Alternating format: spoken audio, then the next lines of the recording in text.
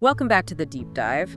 We are diving into a text today that is less a scholarly article and more a kind of cosmological manifesto. That's a very good way to put it. It's definitely not a standard academic paper. Right. The source material we received isn't historical analysis, it's a blueprint, a really comprehensive guide titled The Living Lattice, Decoding the Blueprint of a Conscious Cosmos. And it makes some huge claims right from the start. Oh, absolutely. It claims to be the user's manual of a conscious cosmos.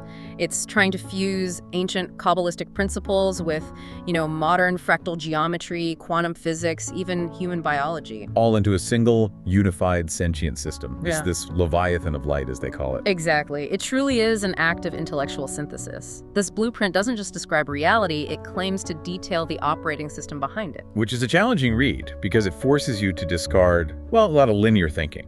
Okay, so let's try to unpack this enormous claim. Our mission in this deep dive is to really extract the key mechanisms of this system. I think we need to focus on three core areas that define this lattice. First, the metaphysical language, the actual code that it says compiles reality. Second, the core geometry that links the galactic structure directly to the human body. Which is a mind-bending idea in itself. It really is. And finally, the framework that casts ethics not as moral guidelines, but as, true functioning physics within this system. The physics of ethics. The physics of ethics. So for you, the listener, this is a deep shortcut. This is about understanding at the most profound level how your smallest personal decision connects directly to the largest movements of the cosmos.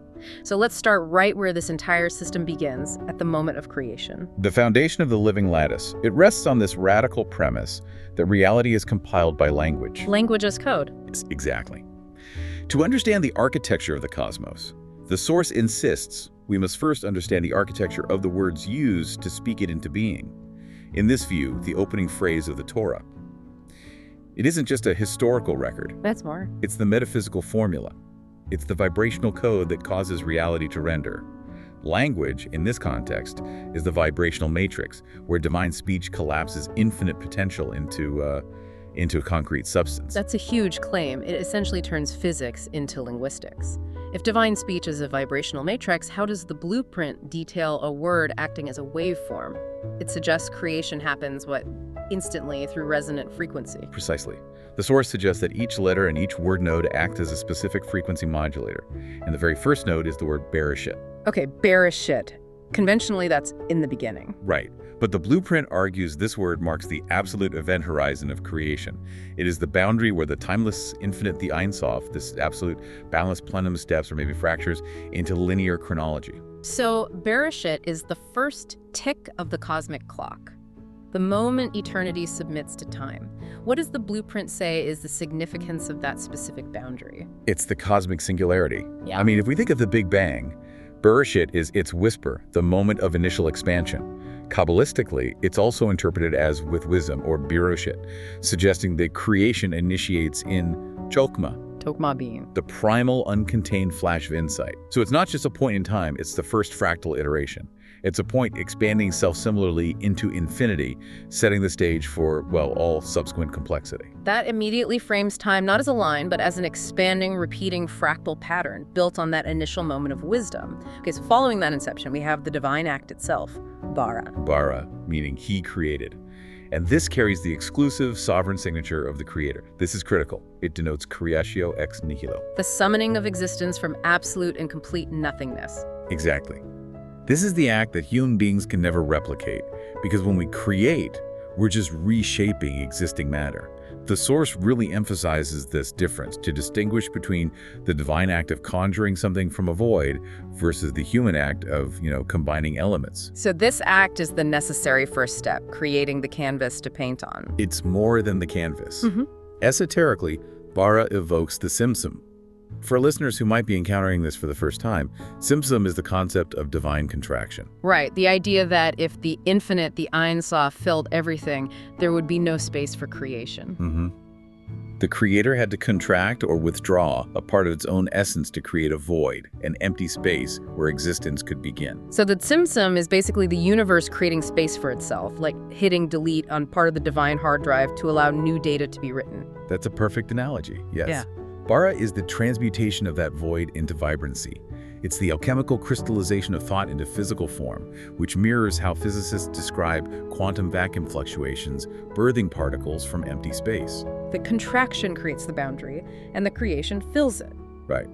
And the quantum vacuum analogy is perfect because it suggests that creation is an inherent property of nothingness once that boundary condition is established. And then we hit the entity doing the creating, and the first major paradox in this system, Elohim. Elohim, conventionally God. But it holds this profound grammatical tension. The plural ending, Elohim, implies powers, forces, suggesting multiplicity. But it's paired with the singular verb, bara, he created. Yes. The blueprint argues that this specific intentional syntax reveals the nature of the source. It is absolute unity that simultaneously holds the multiverse. The singularity is the unified field of all possibilities. That's a huge distinction. It means that even at the first tick of existence, the tension between one and many, between unity and multiplicity, is fundamentally coded into the universe's identity. And this tension is what the geometry, which we'll get to, attempts to resolve. The source states that this unified plurality is symbolized by the Merkaba, the sacred geometric star tetrahedron. That's the one. It's the visual representation of two interlocking and opposing pyramids, showing that heaven and earth, power and receptivity are eternally fused into a single energetic whole. That makes perfect sense. The code defines the paradox, and the geometry gives that paradox a stable, functional shape. Okay, finally, we have this untranslated particle that acts as the physical bridge, eat. Eat, composed of the letters Aleph and Tav. It's often overlooked, but the source calls it the unsung hero and the hinge of allography. It's the untranslated direct object marker. Okay, so if you break it down, Aleph is the first letter of the Hebrew alphabet, and Tav is the last. Making eat the alpha and the omega, it encompasses all of creation within its manifestation. So it's the how of manifestation, the actual link between the abstract plan and the concrete reality. The blueprint calls it the cosmic cursor, or the pointer arrow of manifestation. Think about the wave function collapse in quantum mechanics. A wave function describes all possible states of a particle. It's pure potential, the implicate order. When an observer interacts with it, the wave function collapses, and a single concrete position, the explicate order, is projected. Right. It is that moment of observation.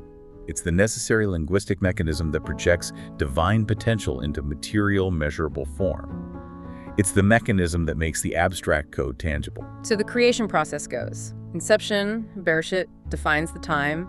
Ak, bara, creates the space. Entity, Elohim, governs the paradox. And marker makes that paradox real and observable. So we've established the linguistic code. Now let's see how that code manifests a three-dimensional living geometry. Once we have the foundational code, the source immediately challenges conventional mystical maps. We are told to move beyond the latter. We're not dealing with the traditional linear tree of life, but with a highly dynamic three-dimensional geometry. These two intersecting square-based pyramids forming the Merkaba structure. Right, and this structure, the heart of the Eretz, embodies supersymmetry. The shift from a linear ladder to the Merkaba is architecturally and, I would say, spiritually revolutionary in this blueprint.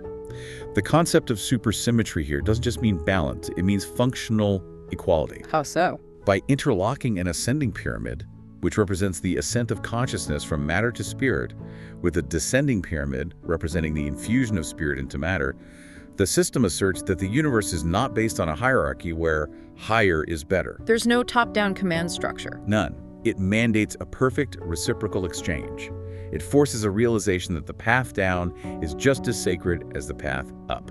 Which leads to this astonishing inversion they detail. It's one of the most provocative aspects of this source. The apex of the ascending pyramid, the pinnacle of personal spiritual achievement, is mapped to the most transformative outer planet, Pluto, Keter, the crown. Correct. Pluto is the ultimate transformer. It governs death and regeneration, the peak of spiritual transmutation. Yeah. But now look at the opposing point. The nadir, the lowest root, the foundation of the descending pyramid. It's mapped to the sun, Malkuth, the root or kingdom.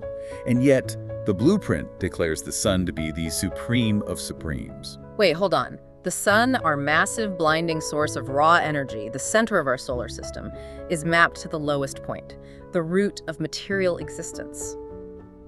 That seems completely counterintuitive. I mean, almost every other spiritual tradition places the sun high up in the hierarchy. And this is the core spiritual law embedded in this specific geometry. The journey into matter, the descent that culminates in the sun root, is declared to be just as exalted, if not more foundational, than the ascent toward abstract spirit. So the highest light hides in the lowest root. That's what the blueprint states, precisely in the lowest root within the material foundation. So what are the practical ethical implications of this inversion for the listener? I mean, if the lowest material point is the supreme of supremes, how does that change our daily ethical choices regarding matter? It fundamentally reframes our relationship with the physical world. It urges us to embrace matter, not try to escape it. In this system, descent is not a fall from grace, it's a return to the throne. So the physical world, the body, the economy of the land, these aren't things to transcend. They're the concentrated containers of the highest divine light.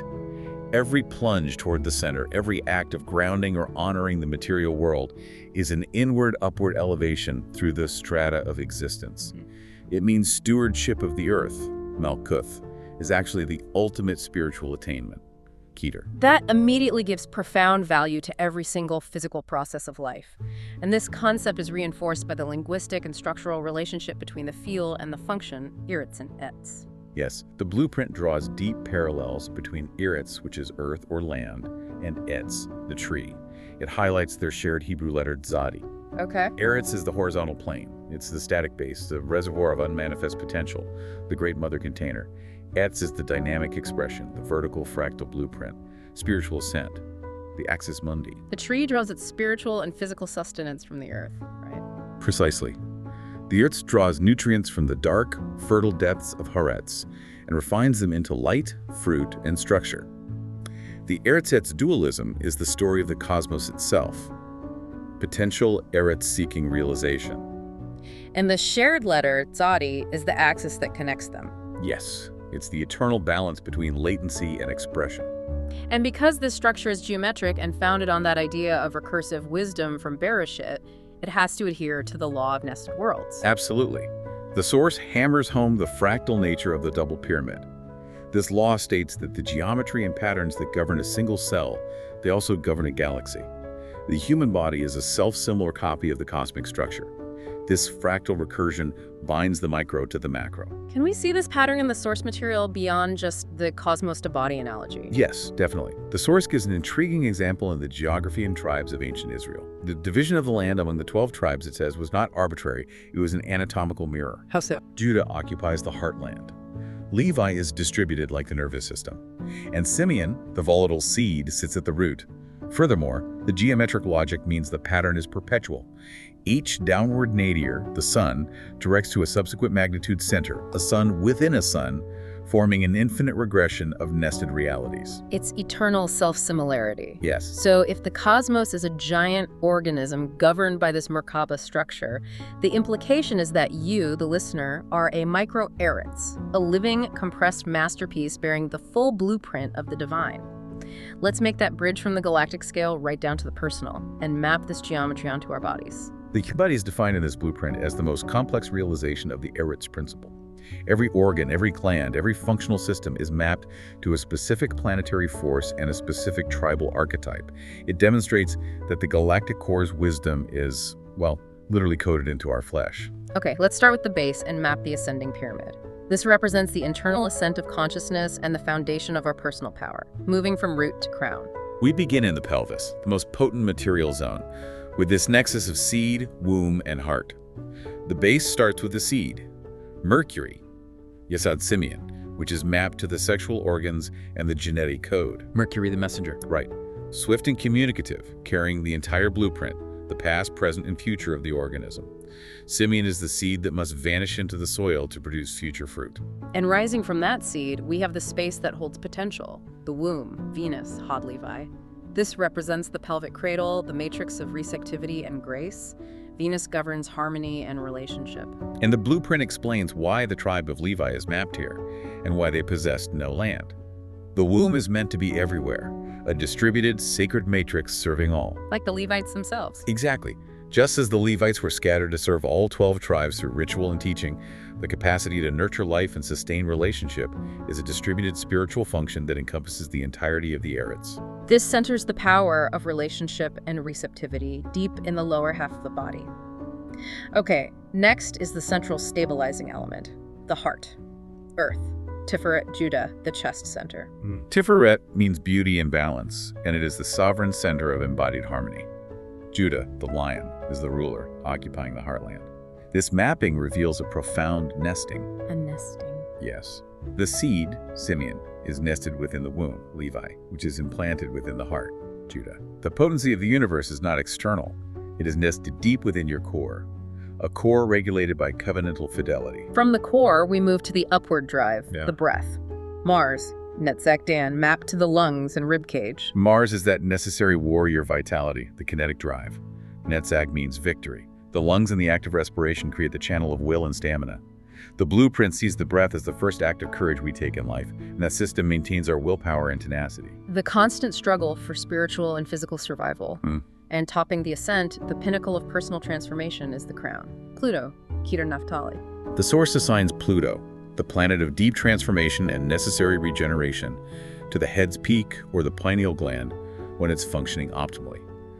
Naphtali is the transceiver of metamorphosis. This entire pyramid maps our personal volitional ascent, the conscious work we do to refine our material existence into spiritual wisdom. So that's the internal engine. Now let's flip it and look at the descending pyramid, detailing how external celestial giants infuse our bodies, specifically through our senses, anchoring these archetypes of grace into the vessel of flesh. We start the descent with the most expansive force, Jupiter, Gad and Asher. It electrifies the body's communication systems. Gad maps to the nervous system, the immense electrical network that transmits and communicates information instantly throughout the body. And Asher. Asher maps to the skin, the boundary, the container of our inner ocean. Jupiter, the king of expansion, channels transmission and abundance. The source emphasizes that the quality of your nervous system determines the speed and quality of divine transmission. Following that expansion, we need structure. That brings us to Saturn. Issachar and Zebulun, the lord of boundaries, time, and filtration. This governs the critical gates of the face. Right. Zebulun guards the nose, the gate of filtration. It discerns the pure from the polluted, structurally and spiritually. Issachar guards the mouth, the gate of speech and sustenance. Saturn imposes discipline here, creating the necessary structure for the soul to process and articulate reality. Discipline in what we consume, what we speak, what we filter. But all builds the soul's integrity. Next, the sudden shock of awakening, Uranus. Ephraim and Manasseh, the awakener, mapped to the ears. The ears govern both external reception and internal balance. Manasseh captures external sound through the outer ears, maintaining physical and psychic balance with the environment. Ephraim governs the inner ear, the domain of intuition and the inner monologue. So Uranus is the lightning strike of insight. And it enters through the listening function. This suggests that genuine awakening comes through deep listening, both to the outer world and the inner self. Followed closely by Neptune. Benjamin, the mystic, governing the eyes and prophetic insight. Benjamin is the tribe of the wolf who sees in the twilight. Neptune dissolves the hard edges of reality, bringing prophetic vision and empathy. The eyes are the physical organs of the inner prophet, capable of seeing beyond the veil of material reality. And the final anchor of the descent, the nadir. The sun, Reuben. Yes. This stellar current pierces the center of the brain at the pineal gland. It was originally meant to be the seat of unified vision, the supreme regulator of light, the perfect root of the descending flow. Ensuring the entire system was fully solar-powered and stable. It was meant to. But the source material details a profound, necessary correction that happened. The Benjamin fix revealing this map is not static. What exactly was the solar error committed by Reuben, and why did it necessitate a cosmic surgical strike? Reuben, mapped to the sun root, committed a profound transgression, a violation the blueprint calls the solar error. It describes it as unstable water. Reuben's instability created a massive energetic fissure, splintering the Merkava's foundational balance. And that threatened to make the entire human structure unstable. Exactly, prone to emotional and spiritual collapse. The universe had a security breach, and the lattice initiated the tikkun, a holy readjustment. So what was the fix? The fix was critical. Benjamin Neptune, the archetype of boundary-dissolving wisdom, was strategically moved from the cold north, the detached, purely intellectual realm of the mind, and thrust southward to the vital domain near Judah heart, which fused wisdom with feeling, creating empathic wisdom. So the fix ensured that wisdom would never be cold or detached. It must always be centered on compassion and heart. This is the critical takeaway of the micro-Eretz map. The new alignment guaranteed that the system would not be ruled by cold intellect, but by a healer capable of absorbing trauma and responding with compassion. It repaired the initial stream, firming the falling pyramid's stellar descent. And the Benjamin fix proves that the living lattice is engineered for self-healing. And that, even when primal errors are made, they can be corrected through the conscious fusion of seemingly opposite archetypes. That's a fascinating pivot, showing how structural necessity dictates behavior. This leads us directly to the most radical concept in the blueprint: the idea that the universe functions on a moral foundation, that ethics are physics. If the cosmos is a sentient, self-correcting lattice, this Leviathan of light, then the Ten Commandments, according to this blueprint, are not arbitrary moral rules. They are the inherent boundary conditions. They are the aerodynamic laws for the soul's trajectory.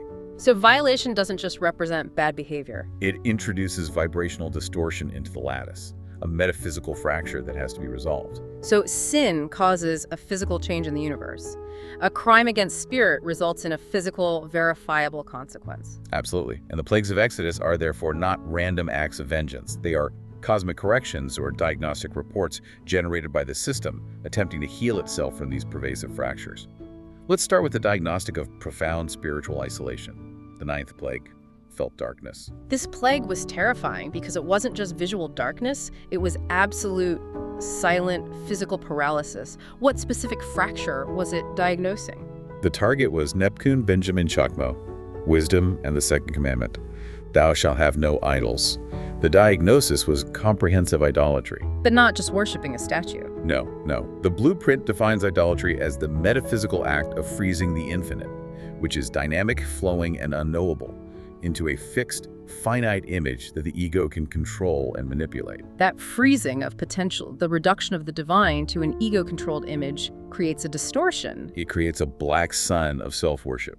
The ego becomes a black hole that absorbs all available light but reflects none, halting the flow of life force. This is the source of the paralysis.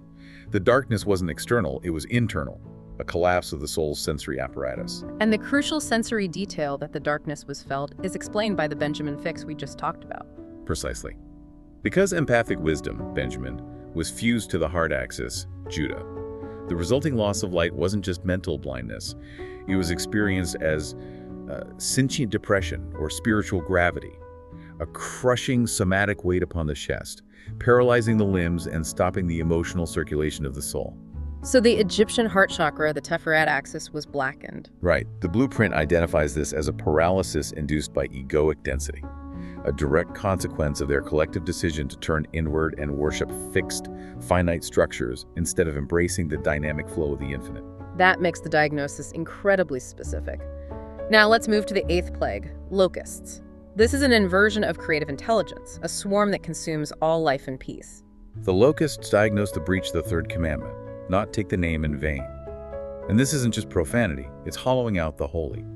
The metaphysical architecture involves the electrical voltage of Uranus, the sudden insight, the lightning flash striking the vessel of Bina, which is understanding or containment. And if that vessel, our capacity to integrate new knowledge, is brittle or egoic or proud, the charge is too much.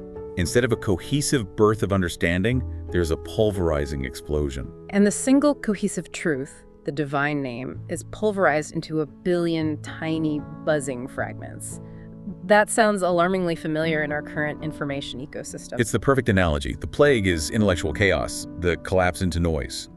The sin is reducing the divine name, the organizing frequency that holds the universe together, to mere data or content for egoic consumption. We hollow out revelation, turning it into noise, gossip, clickbait. Yes.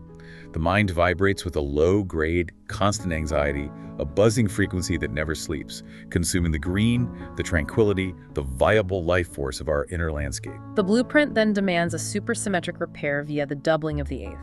How does the system fix this information overload? Because the initial electrical voltage from Uranus created massive excess information, the system demands balance through Joseph's double portion. His legacy split into two functions: Ephraim, generation, vision, expansion, and Manasseh, sacred forgetting, filtration, necessary contraction. So Ephraim generates new ideas, and Manasseh discards the excess. Exactly. The correction comes as the west wind, which mercifully removes the swarm. This teaches us that sacred forgetting isn't a betrayal of memory, but its protector. It allows the viable seed to remain and the tranquility to return. Without Manasseh's function, the system drowns in data. That is profound. The mechanism of correction for information overload is filtration and the sacred act of conscious forgetting. Okay, finally, let's examine the fourth plague, flies at Garov, which strikes the very heart of the lattice, Tiferet. The fourth plague is the sound of the sacred center unraveling. It's a diagnostic for breaking the seventh commandment, you shall not commit adultery, or, more broadly, covenantal fidelity. The source states that betrayal or unfaithfulness is metaphysical sabotage. It shatters the Tiferet axis, the structure of harmony governed by Judah heart. So when that covenant, whether it's with a partner, the divine, or even a deep personal commitment is broken, what physically manifests? The flies, or wild beasts, Orav, are the physical manifestation of relational and psychic chaos. They are the buzzing, swarming thoughts, the unintegrated shadow beasts unleashed by a broken covenant.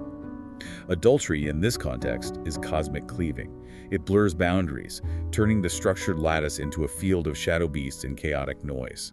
The source links the specific diagnosis to the arcanum of 119. What is the significance of the number 119 in this specific healing process? 119 emerges as a checksum, a kind of diagnostic numerical bridge. It binds the sanctity of wholeness, like Psalm 119 extolling the wholeness of the Torah, to the name of Baal-Zevu, the Lord of Flies, the Prince of Division. So it shows the full scope of the fracture, from divine law to physical chaos. Exactly. And the only way to mend this systemic tear is through the same number. Dima, the tear. The tears we shed in sincere repentance. Yes. Those tears become the somatic solvent. The Force claims the anguish of sincere rupture turns into the font of fidelity, restoring the integrity of the heart axis. It demonstrates that the path back to coherence isn't through cold analysis, but through genuine, felt, emotional experience. A fitting correction for a break in the Tiferet heart. This exhaustive deep dive into creation and correction brings us to the ultimate synthesis, the laws governing the universe's ability to perpetually heal itself. The supreme ordinance for manifestation, the source asserts, is the triadic axiom. Potential, intent, and resonance. That sounds like the fundamental engine of perpetual motion for this cosmos. How does this cycle operate? It is the engine. The cycle begins with potential, which is Sophia, the limitless cradle, the mute basin of every possibility inherent in the void. This must then cycle through intent, which is the blaze, the directed will, the ember that kindles shape and draws a specific outcome from the infinite. And finally, it results in resonance, the progeny, the actuality itself, which grounds heaven's hymn and the earth. Hardest. So potential surges through directed intent to form actuality, and that actuality then feeds back into the potential, amplified, to recommence the cycle. It's a perpetual self-refining loop. The resonance generated by a realized state cycles back, amplified, to redefine the next stage of potential. This ensures the cosmos isn't static, but is perpetually remaking itself, becoming more complex and more coherent with every rotation. Creation is an ongoing performance, not a historical event. Exactly. And this entire complex mechanism, the coded language, the fractal body, the ethical physics, is unified and animated by a single pulsing identity, the Leviathan of light. The Eretz must not be seen as scattered parts. No, it is this Leviathan of light, a pulsing, sentient, cosmic entity whose consciousness spans all scales. The blueprint provides a fascinating anatomical breakdown of this entity. Let's hear it. Its mind is the recursive laws, the scroll state, the triadic axiom we just discussed. Its skin marks the boundary of domains, the orbits of planets, the tribal lands, the cell membranes, the structure that defines self from other. And its womb. Its womb is the seed-womb-body triad we saw in the body map. Simeon, Levi, Judah, the source of all manifestation, and its limbs are the 12 tribes and clans, embodying the functional organs of the cosmic body. Within this vast sentient entity, the blueprint states nothing is wasted. Even massive systemic errors become necessary functions, the alchemy of descent. How does the system transform the failures of the patriarchs into growth catalysts? The Leviathan of light is engineered to transform error into potential. Take Reuben's descent. Forfeiting his birthright becomes the crack through which light enters. Without cracks, without vulnerability, light cannot penetrate the cosmic edifice. It validates imperfection as a necessary vehicle for illumination. Precisely. And Levi, the landless tribe. Levi's scattering becomes the abyss that holds potential, a womb waiting to be filled with holiness. By dissolving Levi's fixed boundary, the system created a fluid structure capable of universal service, a necessary void. What about Simeon? Simeon's disappearance, dissolving his identity into the other tribes, becomes the seed that vanishes to become fruit. Every descent primes the elevation.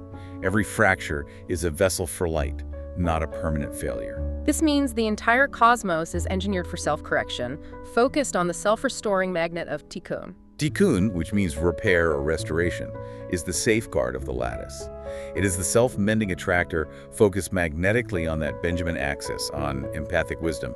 The universe is a sealed circuit of mercy, guaranteeing that fragmentation will inevitably coalesce back toward coherence. So collective Tikkun is the communal practice of healing. Social, ecological, cosmic repair. It's aligning ourselves with this magnetic pull. Our actions, according to the source, determine whether this coalescing happens through gentle, conscious alignment or, well, seismic, painful upheaval. Sounds like the choice is between flow and force. Speaking of flow, the source provides a direct, practical application of the triadic axiom through conscious respiration, the breathing protocol. This takes the abstract physics right into the listener's daily life. Breathing, in this context, is not just gas exchange. It's a bioscalar computation. It aligns the biological clock with cosmic pulse, transforming us from passive passengers to actively generating standing waves within the lattice. So the protocol mirrors the triadic axiom. Let's break down the cycle. The inhale draws in potential, the vacuum's infinite possibility. The hold locks in intent, while shaping that potential. The exhale releases resonance, the waveform collapsing into manifestation or action. And the pause at the end. And the rest, the pause before the next inhale, returns you to the 0 point for Tikkun, for repair. This process secures equilibrium and ensures that maturation and repose are honored as critical functions of the system. It prevents that intellectual chaos and spiritual fatigue we talked about. And finally, this entire cosmological download leads to a clear call to action, establishing the listener as the universal operator, the master of the lattice, tasked with navigating and maintaining this sentient cosmos through 4 core mandates. The knowledge grants cosmic clearance, so to speak. First, the mandate to be the universal translator, healing the discordant frequencies between science and spirit. This means translating equations into archetypes and weaving words that restore the great conversation between seemingly separate fields of human knowledge. Second, to redeem the golem. That's a powerful metaphor for our current technological age. Absolutely. The source warns that technology and algorithms, without the breath of life, without empathy and conscience, they become vampiric. They extract energy but provide no true sustenance. We must infuse technology with soul, redeeming the golem of code to serve human ascent and coherence. Rather than allowing it to accelerate intellectual chaos. Exactly. The third mandate, to be the fractal architect. This is the most personal and empowering mandate. It means cultivating coherence in the microcosm of your own life, knowing that personal refinement ripples outward to awaken the whole. Your smallest choice modifies the coefficient of the cosmic equation. You must consciously design your environments, your relationships, your actions in alignment with that seed womb body triad. Ensuring stability and resonance. And the fourth mandate, which ties directly back to Bara and the sovereign act of creation. The fourth mandate is the understanding that you are not a passive passenger, but a co-creator whose trajectory actively computes the universe's response. The cosmos, in its sentience, is perpetually asking, what is your purpose? And your harmoniously structured, coherent life is the operational response. What an incredible journey into the heart of this comprehensive blueprint. We started with the secret language of Genesis and moved through the fractal geometry of the double pyramid, realizing that a single supersymmetric structure mapped the function of our body, the necessity of our ethics, and the ultimate fate of galaxies. We have found the Leviathan of light, breathing through the twin fires of ascent and descent, constantly striving for self-correction. I think the core lesson here is that coherence is the axiom, not the anomaly. The universe is fundamentally engineered for resonance, and you are the key frequency. We are the micro-Eretz living codices, where the full blueprint of the divine is compressed. Your life is the living parchment upon which the cosmic equation is inscribed, and every decision you make determines the next line of code. And to leave you with one final, provocative thought that circles back to the core inversion of this entire system.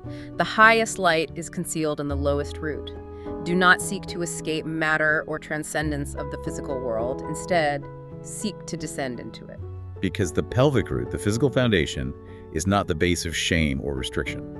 It is, according to this blueprint, the seat of Messiah, the 10th dimensional gate where crown and root, spirit and matter finally converge.